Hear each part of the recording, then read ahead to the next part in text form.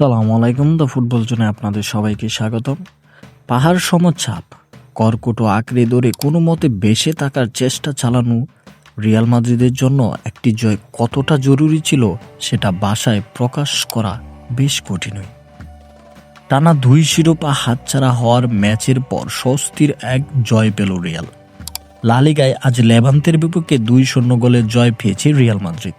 Xavi আলোনসোর 7 মাসের টালমাটাল পর্ব শেষে নতুন কোচ আলবেরো আলবেলোয়ারার দলের দ্বিতীয় ম্যাচে প্রথম জয় এটি।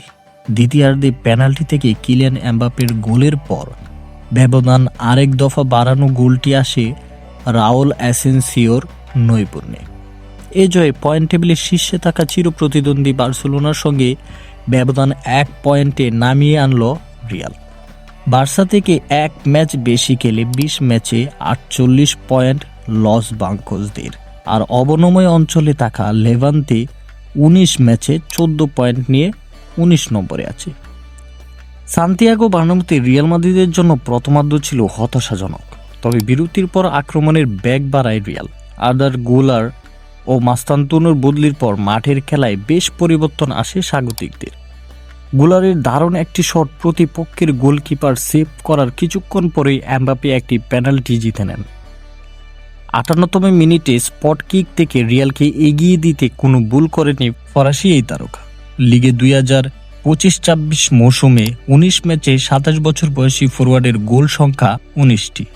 এমবাপ্পের গোলের 7 মিনিটেরও কম সময়ের পর গুলারের নির্ভুল কর্নার থেকে অ্যাসেনসিওর শক্তিশালী হেডারে 2-0 ব্যবধানে এগিয়ে যায় আলবেলোয়ার রিয়াল মাদ্রিদ।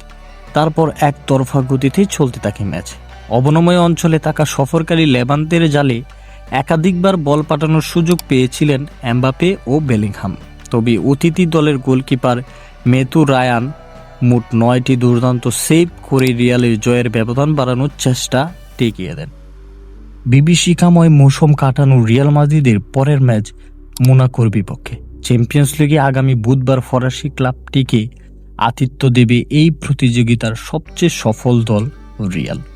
ভিডিওটি এই পর্যন্তই। ভালো লাগলে লাইক, কমেন্ট এবং সাবস্ক্রাইব করতে ভুলবেন না। ধন্যবাদ।